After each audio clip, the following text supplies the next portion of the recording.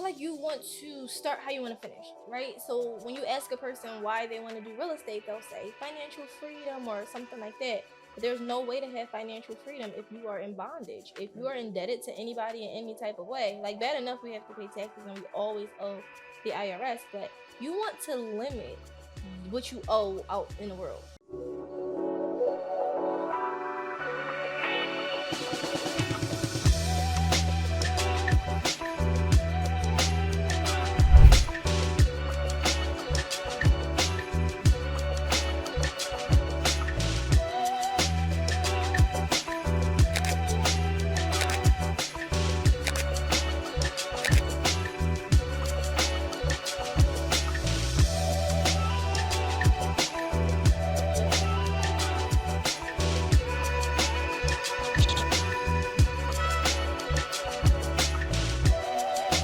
Welcome back to another episode of Landing the Deal podcast. I'm your host, Miss Derby, and today we have an amazing special guest joining us today. She is a wife, a mother of 5. She also owns 33 properties debt-free, you guys. And guess what? She's only 29 years old. I'm talking about no one other than Dr. Jamissa Bennett. Derby, Hi! Hello. It's always a pleasure to have you. I'm so excited. Yes, girl. I've been seeing you everywhere. Like, you're doing your thing, talking, speaking, podcast, the little viral clip you had about a week or so ago. It's insane. You're doing your I thing. never even know when I'm going viral. Because my phone, the notifications are off now. Like, I used to just get the glitching. I need to do that I'm like, too. why is this happening? But yeah, I've been working. Girl, I see that. For those who don't know, Jamissa actually got into real estate at 19, right? 19, somewhere. Yep. And she sold her grandmother's property. Yeah. And that really is what sparked her energy and her passion for real estate. Yo, first of all, I had, even to this day, it's so funny. Because I have so many properties. I even purchased a hotel recently. And I don't like real estate. I don't, like, saying it in public is so cringy because it's like, you don't like real estate, but you teach it and you live it. No, I like people. Like, I'm in the business of people. Nice. So, yeah. Yeah. So I have some questions for you. And I really want to just dive into these core questions because I haven't really heard people ask you them. Okay. And I see that you do a lot of podcasts. So I like the whole intro about how you got in. Yeah. I want to dive into the meat and potatoes. Yeah, I was going to say, find it on YouTube. I probably talked about it a million times. Yeah. So I want to ask you, why do you incorporate the debt-free aspects of, as far as purchasing all the properties? Why is debt-free so special to you? I feel like you want to start how you want to finish, right? So when you ask a person why they want to do real estate, they'll say financial freedom or something like that. But there's no way to have financial freedom if you are in bondage, if you are indebted to anybody in any type of way. Like, bad enough we have to pay taxes and we always owe the IRS, but you want to limit what you owe out in the world, right? So for me, it started off as just like a novice little, preference, right? I don't like paying bills. I don't remember what day the bill is due. Like, I got a lot of stuff going on. But then it turned into an extra layer of comfort for me and actually more freedom. So you think about everybody with car notes and things like that. Your money is going 75 different directions every single month. And then you get to spend whatever's left over. Well, for me, it's the opposite. I'm going to get it all out the way up front. And then I'm going to move the way I want to move after that. It's just easier. Yeah. And where did you learn that strategy? Is that something that you just, preferred, or is that something that, you were taught? It was a preference. Well, in the beginning, when I started, I was a baby, so I didn't have any credit, which, as we know now, is just equivalent or worse than having bad credit. So at the time, I just couldn't leverage. Like, I just couldn't go get a loan. I couldn't do it. So it became a hobby of mine to just learn how to buy things in cash. And then I tried a hard money loan once. Oh, I hated it. Why? Like, oh my God. The experience as a whole just was terrible. There was a bunch of interest-only payments up front. A bunch of broker fees. Like, it was just some real crazy stuff going on with these numbers. And I'm a numbers person because when you learn, so with me being completely debt free, I learned budgeting really well. So I know what's going in, I know what's going out. Like, I have it all down to a science, especially running a household because I'm married and I have a family as well. So when I'm looking at these numbers on my HUD, I'm like, you got paid for what? Oh, who is this? And why is this person getting paid? And then there was a bunch of little nuances with that. So I was like, no, I can just go back to my standard. And a lot of people only use leverage to catapult themselves farther, faster. So I'm not against that, but you can change or, repurpose the word leverage. So you don't have to go to a bank. You don't have to use credit cards. We can do a different way. Like, for me, I use infinite banking. Like, I use my insurance policies, and that is what I allow to help catapult me to get there faster. Ooh, let's talk about the insurance policies because Oh yeah, it's a I whole wanna thing. dive in because like a lot of people don't know like about being able to put your money into that. So Yeah. can you talk about that a little bit? Just like Barney style Um it for us. Honestly, bare bones is literally just a insurance policy, right? Like life insurance is what we're talking about. Okay. Most people have it, some people don't. And the problem is they're not able to use the policy in the correct way because they haven't built their cash value Yeah. soon enough. So instead, I just build the cash value up ahead of time, like upfront. So at any given time, it may be a $50,000 policy, $100,000, because what you put in determines what you can get out. Average, you only can take about 75 to 80% out of the policy. You have to leave some there. So I just run the numbers ahead of time. How much would I need to spend out of this collective amount of money? Mm-hmm. Okay, so this is what I need to put in to be able to access that bottom line number. And then as I'm moving my money around in the real estate world, I'm gaining interest anywhere between 6 to 12%, depending on how the market is performing.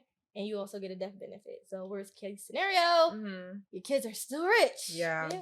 And can like do you say people can come after you? Like let's just say something happens and No, foolproof. So divorce, all of that stuff. Like and the best part about it is it's also non-taxable. So when I say nobody can come after you, I also mean IRS. Yeah, but you dang. can't use it as an investment vehicle because it's still life insurance. So you have to make sure your policy is written correctly and that you're not abusing the system. Okay. Do you know how we can like how someone would want to get started in doing that if they have like maybe let's say they have 50 Yeah, grand? How I would say so I learned from Jake. His name is Dr. Jake Taylor Jacobs, and like he taught me everything about being my own Mm, bank.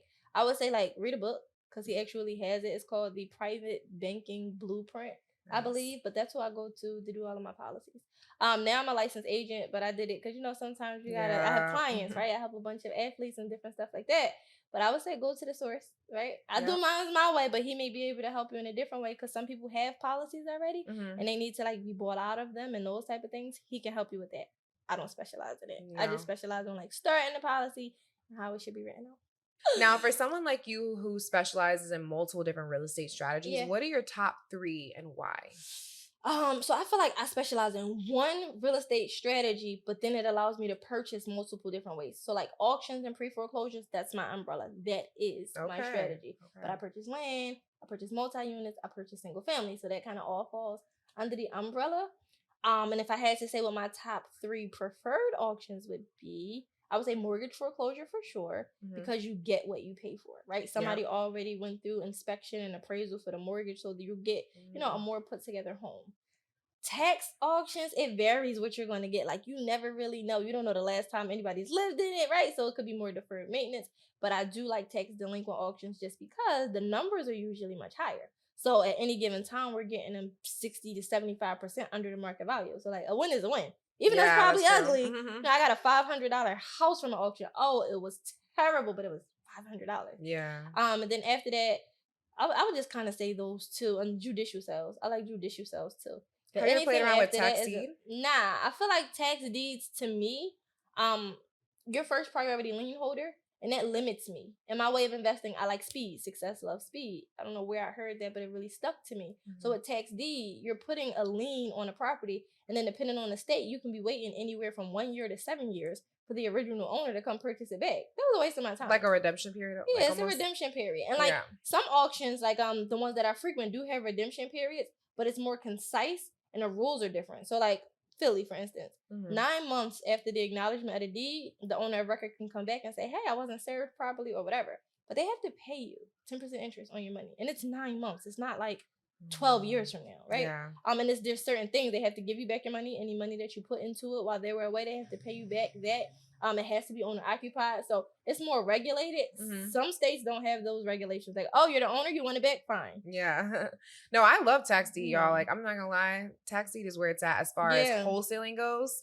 Because we have it from a that's because you're different getting in and strategy. out. Yeah, So we got like, an in and then right if out. I was wholesaling it, it would make perfect sense because I'm not stuck with the responsibility in that waiting game. You just Yeah. boom, boom. But for me, because I like to move at a rapid speed, like I like large sums of money, so I can keep Yeah. it going. I don't really want to wait. But Yeah. wholesaling, I haven't done a wholesale deal in a while, but I know it makes so much money. That's actually how I pulled myself out of the water. Yeah. Are you a licensed agent by chance? No, No. Okay. I thought no. you were. Nah, I passed fundamentals in practice, but I feel like that limited me as well. Like cold calling, there's certain things you can't do as an Yeah. agent that is like fully legal if you were just an investor. So I chose my poison. Yeah. No, I get it. Yeah. I've been hearing a lot about that. Being that you're a successful woman in real estate, what advice do you have for women that wants to get into this male dominated industry? Like, what kind of advice do you have for them? When you get dressed in the morning, just kind of leave your feelings on the dresser. Swap out. Ooh. Perfume for emotions. And when you go home, because it's okay to be in your divine feminine, right? But once you go out into this world, nothing is personal. It's all business. And once you go in thinking with your emotions, you're bound to fail. Because it can work in one or two ways, and both of them are not good. One, they can see that you're too feminine and they'll try to play on it. Like, do different things to deter you from the greater good. Or you can go and trying to be nice, right? You know how many times I lost money because I was trying to be nice? Every time I ever took an L, it was fully my fault. I was trying to be too nice to people. I was like, oh, no, or we're friends. We don't have to sign this contract. Oh, yeah, we're the same. We're not. And you got to just make sure that you're doing business. Business is business. That's all. That's the best advice that I can give you. Follow your first mind. Make sure that you're not too aggressive, because that's another thing too. I see women working with men and they feel like they have to put on this bravado. Like, there's no ego match here. Intelligence rules. So it's like, if you know what you're talking about and you can get this deal done, they have to respect it at the end of the day. This here is about money, nothing else. It's strictly platonic. Oh my gosh, girl, I struggle with that so much when I got into real estate. I'm just like such an emotional person. And yes, I have a very dominant like personality. But sometimes that can, the emotion can definitely seep into business. It does. And it's easier said than done, but you think about it. Being too emotional is draining without work, right? But just imagine pouring water into an empty cup. Men are not emotional beings. So if men struggle with emotions in every other area of their life, you think they about to come to work and fix it? No, not at all. And when they work with each other, they don't need emotions. So you just got to realize, do I want to waste my time or not? And once you put logic behind it, the emotion doesn't matter as much, because you understand you're doing yourself a service. Yeah. Okay, so just a little bit on the personal side, because you are a wife, mother to 5 kiddos. Yes. So how do you juggle being a wife, mother to 5 kids, and then still, have the success you do with entrepreneurship? That's a good question. It's no juggling. I'm whoever I need to be when I need to be that person. So when I'm home, I'm home. They need me to be that person. When I'm at work, I'm here. You need me right now to be this person. While I'm here with you, I'm not being a mom. So I'm not thinking about being a mom right now. I know that my children are safe. They're with my husband. So I love that. I know that they're safe. I don't know if they're having as much fun without me as they would be if I was home. You're the cool mom. But, you have to make sure that you have systems and structures in place so that when you are in one space, you don't have to worry about what's going on in the other space. And I know a lot of moms have that mom guilt and they're trying to be everywhere at once and they're trying to micromanage. Listen, make sure when you are in one place, you're fully present. Otherwise, there's no need to be there. 100% here. When I'm done with this, I'm momming and I'm wifing. Guess what? Ain't no posting. So you'll see me not post on Instagram for like stretches at a time, because I'm cooking, wiping butts, watching movies, jumping on the trampoline, right? So there's no such thing as juggling. I feel like when you put that type of pressure on yourself, you end up harming your emotions, right? Yep. And you need certain parts of yourself at home that are not beneficial at work. So you really have to learn when to be present in what space and how to. But I don't juggle. I do what I need to do when I need to do it. Do you time block? Like, what are some of the things you do as far as just making sure you have time for your kids? So then the thing about my children is I know who they are. Like, I have been an entrepreneur for as long as I have been a mother. My first child kind of got me as I was transitioning from the workforce into being an entrepreneur. But each one of them have different needs. And like, kids get sick of their parents too. So I have this one kid, right? And she just likes to cuddle. Like, that's her thing. Obviously, you don't cuddle all day long. So I know, like, bedtime is when she needs me the most. That's her comfort. So I'll see her throughout the day. Hi, Mom, whatever, we might hug and kiss. But at bedtime, that's what I'm doing. After the story, we're, like, cuddling. My son, the oldest, he's active. He wants to do stuff. He makes me throw him balls, okay? My husband can be walking past, but when he wants his mom to pitch to him so he can swing it because he plays baseball, I got to do that, right? Yeah. But he's not the middle of the day. Like, when it's time for him to wind down, he likes to decompress. So he does not like to be bothered. I know that about him. I have a 6-month-old. He's just needy. Like, obviously, everything is mommy. So, like, when I need a break, I got to, like, pump him some milk, get him out of my way. But he gets the most of my attention because he likes that. But he's also learning how to be mobile now. So sometimes he's, like, off on his own, too. Then I have a fashion girl. Like, it's literally 5. And, like, in order, I'm thinking of them. Kids. This is my 5-year-old that I'm talking about. She likes playing dress up and stuff like that. But that's a specific time of day. Like, first thing in the morning, she don't want to play dress up. She wants breakfast. She wants XYZ. So you kind of learn how to individually parent each child. Then there's times where we're just going to an amusement park. Like, I got cheat sheets. There's a lot of stuff that we do collectively as a family. So it's like, okay, one shot deal. We're all here. And then we learn to respect each other's space too. So when they done with me, I kind of just let them go. Nice. Now, I was talking about this yesterday, actually, on my presentation. I had struggled with like the masculine energy, like transferring that masculine energy from working in real estate At to home. bring it home. And then my man would be like, "Listen, calm it down. You're not the land queen anymore." Yeah. Like, Yeah. so how do you juggle that? Oh my God, it's gonna sound selfish, but I'm gonna say that part's not on me. That's really on my husband. Like, the safer I feel, the more things are handled, the less I have to insert myself. So like when I'm home and everything is like pop, pop, pop. Hey, what do you need me to do? Oh, I want steak for dinner. He just told me what he needs.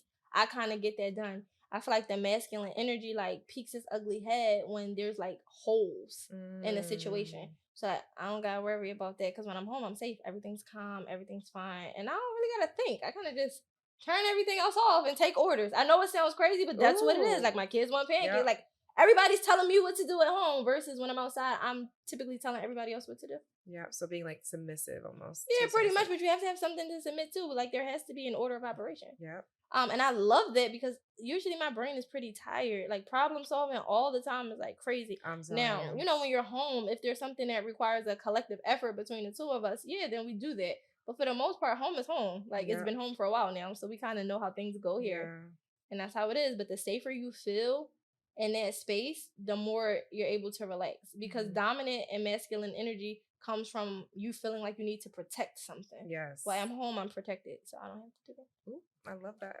That's the energy the ladies need, okay? Yeah, find you the right person. Don't be submitting to anybody, guys. Yeah. So we talked a little bit about your upbringing.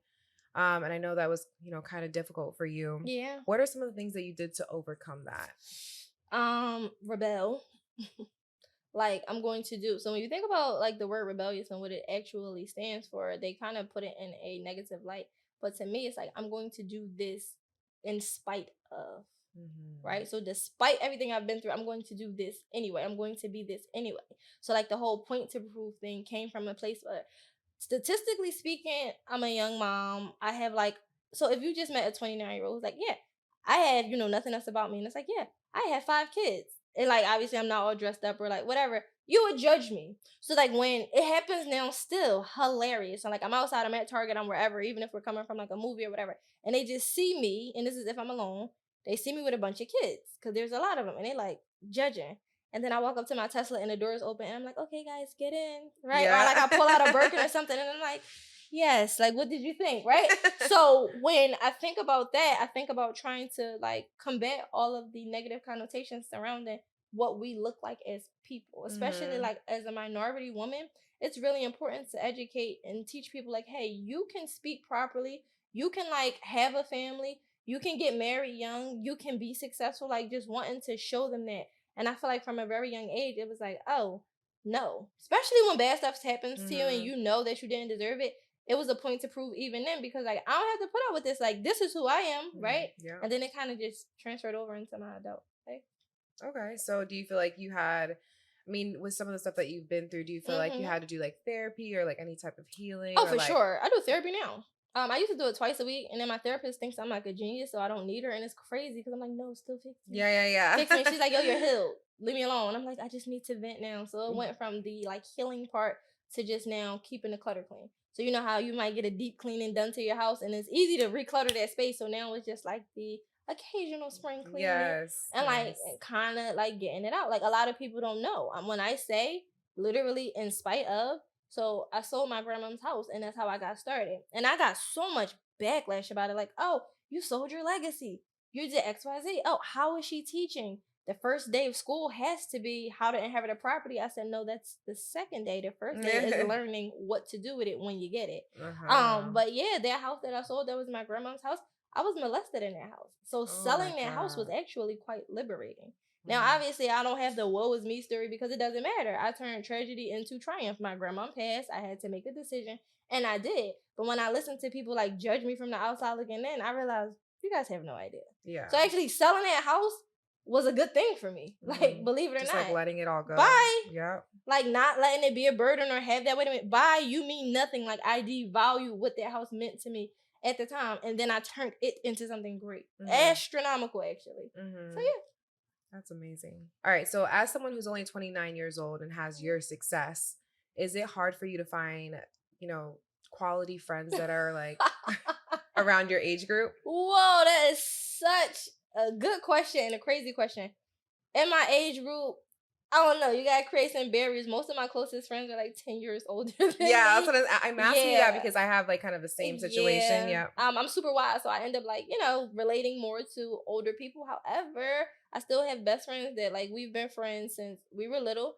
But as a parent, I learned to compartmentalize. So like when I'm with my girls from like knee high, maybe I'm not talking about real estate unless they want to, of course. If they want to learn something or whatever, I'm there for that. But that is where I go to feel safe too. Mhm. Like I don't have to be Dr. Bennett or Bros, but none of that. It's just like, hey, and we get to talk about stuff and reminisce, and it's like that vibe.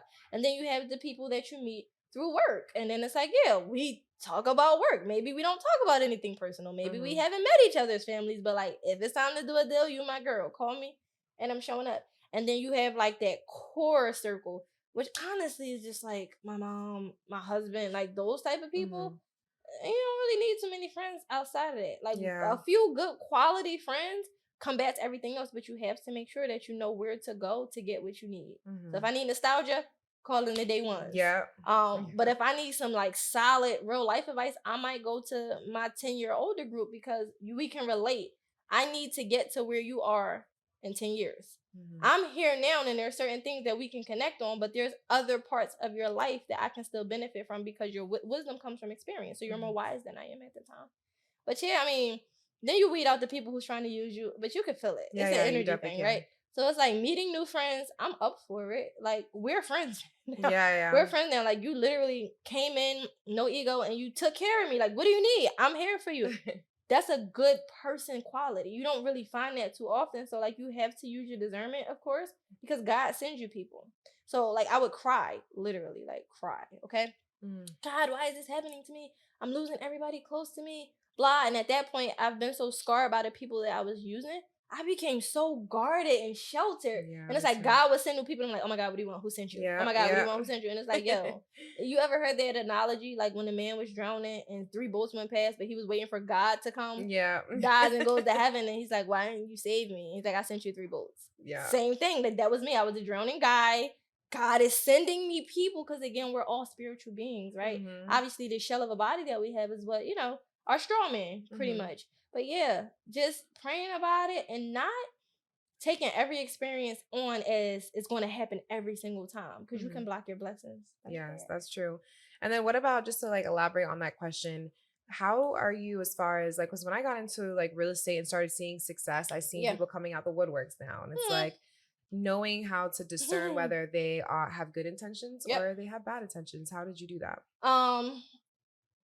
Protection, learning how to protect myself, Mhm. and just letting the relationship progress, never giving too much, right? Everything has to be mutually beneficial. Every single thing. If you have an agenda, it will show because you'll begin taking more than you can give. If Mm. everything is mutually beneficial, it's going to become a point where we're just like, well, what do you need? Like, it's a point when you stop counting favors, right? Yeah. And I just kind of let it go like that because you Nice. never really know.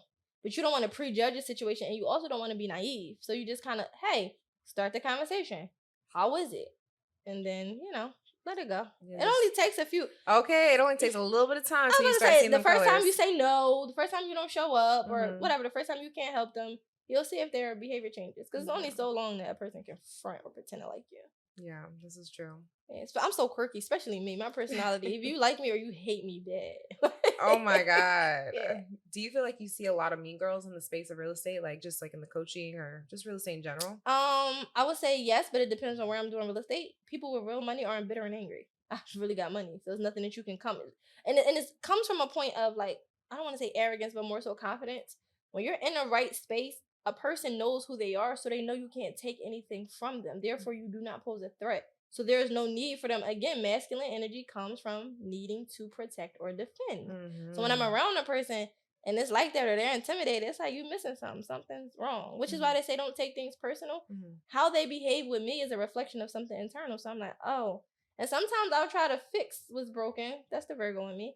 But other times I'm like, oh, she needs to heal. Let's just give her time. Yes. I'm a mom again, so I'm like, good for time out. Let's just let you be for a second, right? Yeah. So yeah.